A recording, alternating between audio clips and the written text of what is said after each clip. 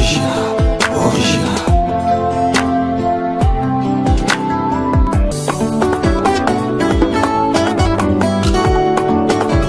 Original. Balandino surtout ya MLTV 1. Mbota mingi na bandeko no surtout oyo basabona na chaîne pe ba ono so bomesana trop kotala biso lelo kaka na cadre ya musala na bino na ba page na ba message botinda ki bobi ke non Cisco de Mosquée quitter la biso na siège okende kutela biso na fils mukoko yende mutaza mieux placé ya ko solo la makambango puisque yende mutaza garder du temple yende mutaza na maramuno surtout o tune la biso ye mituna kaka mibale oyo e pandi makamuna kati ya réseaux sociaux yangona to kitaki kati ya siège malgré to yaki tongo mais mutongo pe o botinda ki to lokela bino azaki na makambo belebele tina ngonga oyo ba 17h to yeko zoaye na kosona ba yamboka no surtout fils mukoko. Ouais, merci vraiment les combattants de la presse, merci beaucoup. Pour bandeko no so ba Holanda yo batindi ba message que non lokela biso fils mukoko ameka ko répondre biso na mituna mo ya minene o elingi epanza parti ya IDPSP o elingi ebebisa ba combattants ya Bruxelles puisque lobby ezaki dimanche ba combattants ya IDPS na niveau ya Bruxelles bazalaki menacé par rapport à réunion Maurice Salamaki, il y a monsieur Ngwanda. Na habité sokoza na courant ya koyeba makambo wana pour biso tozoki ba émission na plutôt image et comment qui na tongo. Il paraît-il que bango ba salaki réunion moko to benga comme réunion genre qui a contesté pouvoir par rapport ya makambo o ya ba exilé politique au bazali banda ya mboka Ngwanda asalaki ba image pona ko nenga mesana ko intoxiquer bato c'est le nenga image yango totala ki yango bandeko na binoka o ya IDPS ya Bruxelles ba tindaki ba image ba tindi ba message no Cisco fils mukoko de mutaza mieux placé ya ko répondre maman puisque jusqu'à maintenant nanu réponse mo rezongi na image ya Ngwanda Mobutu te question nango ezaki nini ke Ngwanda Mobutu alobi ke mais c'est son excellence monsieur Félix Tshisekedi il y a zolo baki azobengisa ba exilé politique nyonso ya année 1900 ba o nyonso ya bakimaki na pouvoir ya monsieur Kabila bazonga na Congo yango Ngwanda lobi ke bakozonga na quelle assurance bakozongela année rango yango na bino bokangi est-ce que bokopéraki déjà na ba avocat ya comité international to ba o ya droits humains balandela makambo soki baye awa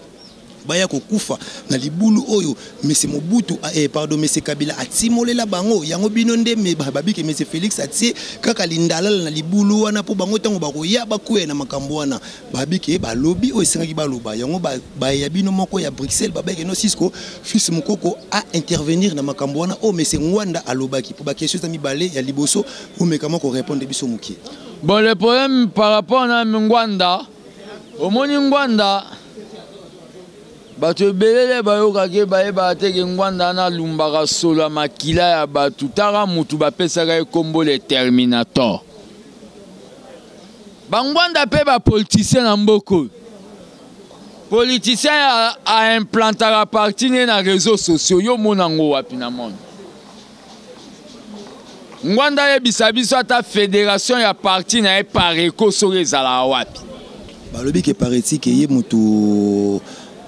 mutu ayelaki plan ya marambo ya Genève babiki ye pe mutu azalaki dedans mais azalaki masqué abimisaki bato na ye yango wana baparti bandeko na biso ya IDPS ya Bruxelles batomboki po marambo o Ngwanda lobaki lobi esali mabe na image mo susu esirkilaki banda jeudi na internet ya professeur Moro azana Corée du Sud Dona Yumbi. Il paraît-il que a diminué président de la République à lobby que y a un niveau T ya ko président de la République à lobby que azana ba image o eleki na parti na bino awa ke oyo yemoro son excellence abaye ke azana niveau ya ko la présidente mais soki ba pesi chance azala akoluka a améliorer à apprendre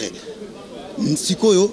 makambo ya lobaki na bin na ba yimboka asaleli yango te kozwazu bokonzi fale nanu akende nanu kotanga koyeba yembala moko abandi kokende ko solola na bae o baboma Congo ya liboso oyo asalaki réclamation biso to tiraki na vidéo na ye ya liboso zaki des pays oyo babomi bandeko na biso dokola Angola kutokolo banante première question zaki très choquant na oya Brazza normalement l'intervention ya asalaki na vidéo wana fallait pas nano anyatama kone na Brazzaville directement ba comme fallait pas anyatama kolo sans tant que nanu ba négocier qui était puisque pouvoir oyo bango ba sola qui moto kufa yaki pouvoir ya monsieur Kabila mais na pouvoir oyo qui yaki pouvoir au peuple après ça dit qu'il faut monsieur Félix ayeba pouvoir wana eza pouvoir au peuple ou bien pouvoir on a évité question ngoza belé to question yango eza nini question oyo yeba bango ba ya silike like ezake na makambo oyo yaki neko so na Brazza il fallait d'abord tout ba na liboso na négociation politique. Après, est-ce qu'il y a un professeur ou un professeur Dona Yumbi na yebi été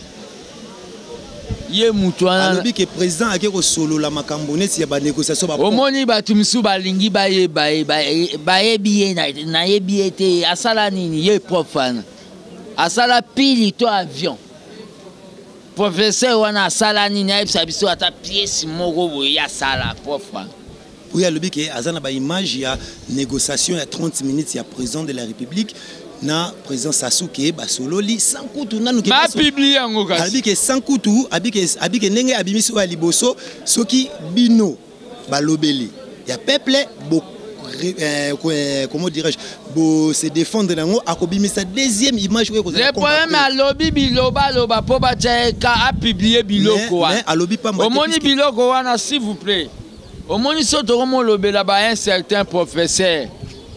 à ça le côté, tout le monde a camion joué, tout le monde a côté. Professeur Anazolo Babongo, bon, nako qui pète, tout le makambo est très important. Président Félix Bazoa qui sait que à lobby que ba Congolais bazonga à lobby mabe. Non, tout expliquez-nous, bande ko ba comprendre bien. Président Président Fachi a lancé appel au babengi solennel pour Moussapi Moko Sokola Relongité que ba Congolais au baza libanda ba koka kozonga ba o baza prêt à kozonga. Vous comprenez? Le problème est que ba o baza prêt. Au moins en rapport avec makambo etali rapatriement ezalako babengi volontaire. Moutifa kanga valise nae mutu ifate kamwa assiste sa classe à sala l'économie. Président Félix aza mutu oyo azali a lobby tout simplement na batu. Vous comprenez? O baza prêt o bakoki ko sunge baya. Makambo rapatriement ezali oyo et ça la mara selon convention Genève et ça la mara o babengi dans les calmes. Mais tozo ka moi tellement que les réseaux sociaux kota nango kota bima batumsu babimi baloba babandolo baba bêtise contre coup de chapeau de bazoloba mais président loba ginende ngwana te. Le problème est ça interprétation ya mabeza mingi ezaneti ngana loba yi ndiko fils mukoko na katso maloba te bongo siko na likambo oyo ya Brazza ya makamba solo ke oleye ba solo na président Sassou puisque président Sassou azana compte à rendre na gouvernement congolais na biso puisque ba boma bande ko na biso ba massacre bande ko na biso belé fallait d'abord baba na ko solo na sujet wana oyo ko sala ki effacer image ya peuple congolais y directement à sauter malamo makambo ya pont parce que yango na professeur Yumbi eza yete Yumbi en avant lo banga mona boya ki Fati atikali koloba te Fati te mutake oloba mamba pense Sassou mutaloba kya au moni Sassou l'air à lobiango automatiquement na boya ki avant même professeur ana ya rolo professeur wana ndenga zana azonga ne Congo kasa ya kotangisa bato lokola ya za savant avant ndinguna na Corée aya kotangisa bato atozana besoin bato makambo ponga na boya ki yango na lobi avant ngana no muto ayi DPS na telemeliango na boya yango na bino président Congo yangambu il faut pas se réconcilier na on a biso na makambo basala ki ya ba viol avant to salama ngaba raison na pesa ki zani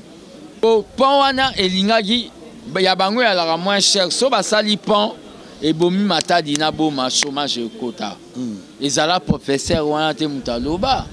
ezate so bolandi makambo batu msu balobi bosion bokomo loba non le président asala ki o babengi voyage na cadre ya kokende ko solola makambo eza ba secret d'état na cadre le problème eza otozo lobeleza nini on intoxique les gens au facha lobi ba leveler ba dignitaire ya Kabila no facha lobi angote Fatia alobi yango te mais bato bakomi omoni na minute oyo Fatia koloba oza bogar bango baoloba yo oza vilain bakomi na bango kaka ndenge wana bango baza talaka bato momba ozokende opesa candidature na province ya la Chwapa neti mwasi na bango wana F Bazaiba oyebi ntina ye azokende pesa candidature kuna na la Chwapa eza mpo abomba barebele na Samaputa na ye mpo barebele bakotela kuna na baplan na bango baza na yango na cadre ya lamuka makambo nazoyebisa bakongole nga makambo tuna lobe eyalaka ya solo bazolinga bakotisa rebellion yango nde toyebisa bambusani ya mwisi boya na rebellion tokabwela baparlementaire de butu minduki botala place bokota boya na rebellion boya vraiment na rebellion bokomona le problème eza ke na minute oyo makambo bomona président de nuit na bango Fayulu azokende tambola o eza bazo préparer coup mais boka moite so bomoni Fayulu wana to kangie to tie na kasho mais babi président aboyaki makambo wana mutu yeso gazo mais nabiki na meeting ya secrétaire awa na libanda ya esplanade ya siège alabaike mutu no so faza libre. Donc s'il s'agit qu'il affirme un président de la République, alloba qui bon te yondo yokai bien te. Alloba bon de ya menacé ku Belgique. Fayulu ndenge zana soki président ko kotele lokola basambe l'église mongana ki fondé la justice ba okanga. Ya solo. Nazo yebiso vérité. Problème suso ba ya fondé pasteur na bango opekisa. Na lobby Fayulu ndenge zo menacé zo kinde ko beta ba venir tribalisme. Fayulu wana vumandenga zana bino bodo kanisa omoni ye azwa bokonzi na mboko na yebite ya biso to tikele pete po aza da muta esprit mabe ndeko fils mukoko question moko su tongo to tuna oyo bandeko na bino kaka toujours ya Bruxelles ne mutu basale ke to ya koluka yo babi ke makambo ya François Mwamba et sali ma scandale ya osakana te babi mais comment mutu oyo abomana nomboka na 2006 abomi su mboka na 2011 mais comment à la grande surprise toi au monde a commis sous pene ya président Eli bon wana zandenge président nommé président sera nommé ayebi tina nini a nommé les zababilo msusu o eza ba secret d'état puisque mutu mo abina tout na yo babi ke na lit na bino na kombeza la ke na bato nyonso oyo ba travailler qui durant les temps politique ezandeni ezana batu misu bazalaka na pouvoir wa Kabila banda kopesa biso pe ba information mais kuna zo finga biso mena butu apesa biso ba information on a président récompensé bango siko batu ala misu na minute ndeza misu ba François Mwamba oye ba onde po politique ezao ba benga ba fenêtre na ba fenêtre ndako ba fenêtre be na bien nenge ba bande ko trahir place bazalaki est-ce que ba ko trahir té le problème c'est ça. Omoni bukonzi na biso na oya ba Kabila eza différent. Biso to trahir Facho ko trahir base. Ko trahir base ten. Facho ndenga zana bani na vani na likola makala moto. Tozo yembele na nzembuke papa lobaki le peuple d'abord. Soka sali angote biso monde na to bandolo bane simbi na onte zonga na on a parti otanga lisu makambo msusu. Omoni que professeur a dans raison. Te biso mona tozana to contrôler batu bazomona on mabe na ndenge ni omoni batu bazana na sens ya démocratie te omoni ANC e umela na bukonzi pona nini ba se contrôlera na nu bango moko le problème eza biso tolo batu batika kokose la président makambo yango ne na olo bana batu na lansaki o babengi armée des bâtisseurs tisérédistes bande ko pe bazena posa o éclaircir bango bien est-ce que parti ngo ezara puisque maman to mona reza ke ceux qui bosi pouvoir mutu na mutu mo créer biteni ba parti na ye aluka mo sumbidi kwanga na ye o wana eza pona ko protéger pouvoir to ezaka po sumbidi kwanga yo so mona na cité de l'Oya to na Béatrice place président Zalai po zaki une opportunité te mettant rezo opportunité makambo c'est long bakambo batuni zo puisque biso to yebi ko zona opportunité mais batu mususu o ba poser question o ba yebite yango ba na posa ba yeba omoni ngande nazana ngana kati ya Congo na minute na communauté Blé Goudé Fachi azame leader mo pa za una komne fils mukoko donc comment na Fachi po na ngeza so na lobi na mona comité international bon les problèmes ezali les problèmes ezali nga na oloba armée des bâtisseurs et association na sali pour na soutenir président pe nazo soutenir ye na cadre nde nazo kita na terrain ezate na ye na bambi banderole moko bote lobi nazalaki na masina côté abattoir lobi nazala na kisensu na kenda de ba monga fula batu ba mona rango eza association o na uti ko pesa mama moko mbongo na komba président Fachi eza mbongo afachi te mbongo uti diaspora mama na mobile na kufa depuis le 19 septembre na pesa qui est suite à ma marche na marche na ndenga association mutumwa en France a contribué $100 mutumwa a pesi 50 € na pesi na komba président ezate que to sali en poto que neto flatter président ngana lia ke pas Fachi le problème est que ngande naza boye naza nde combattant UDPS na soutenir batika kokosa makambu o Facha lobi ba refoule bato Facha lobi te ba refoule bato Facha lobi muto aza prêt azonga mboka na mbwa na minute mbwa ya o babengi ya rage azate Congo nde comme pays d'asile o mutu akoyi koya pe ko batama Congolo amoni ke asali valise na ye asali économie na ye akozonga mboka zongi mboka bande kwa Londres basilike babaye que jamais président ko ki pesi bande kwa Londres teza ba ventiler mobo bazo sala na ba réseaux sociaux omoni ba tumsu ba koma ko mibenga ba combattant na poto ba vrai combattant bazali eza ba ventiler omona ba loba na ba réseaux sociaux tenir ba boketu libumwe tonda ega na o ba bengi lokuta. Merci de Banderonos pour Pesagi Biso Terre Rolanda Biso. Merci à Mingi trop. Ben dernière parole nao na interview les amis. Parole nangeza bani na minute Fachi. Parole nangeza boye ba ke batu bazanga pona ko intoxiquer batu. Boye ba ke bazanga pona mutema mabe koloba ba buzoba. Mais boti ke la Fachi tant acha gouvernement.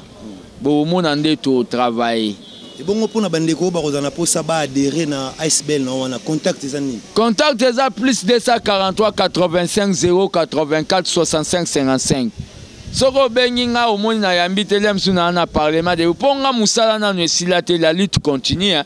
Parce que message ni asuka o koloba la bandeko na bino ya IDPS ya Bruxelles puisque bangoni batindaki MLTV 1 et qui ta sur siège pour doser bon mon esprit puisque ti soir babaner ozelake batia pe mamu ya mabe. Contre Batangwanda. Oui. So Batangwanda batumboli bango babunda. Mot d'ordre. Nalobi na bino batutu. Nalobi ba combattant Bruxelles so Batangwanda batumboli bino babunda na bango. Merci na balandino sur MLTV 1. To salika musala obino bosengaki bosala po to kitina kata siège puisque brambango comme ka mutu mo sala interview na parler les mots boye atie photo Félix na sima atie photo ya papa Etienne Tshisekedi na sima ote parti ya sika basali yango lo to kitena na siège po to lobela bino po bandeko na biso ya Bruxelles mo kande kita merci bandeko no so balandi biso donc bébé secret de Bruxelles yayo yango na bandeko nyonso tout ya Bruxelles ba combattant Kanté Samouraï yayo yango wana bye bye.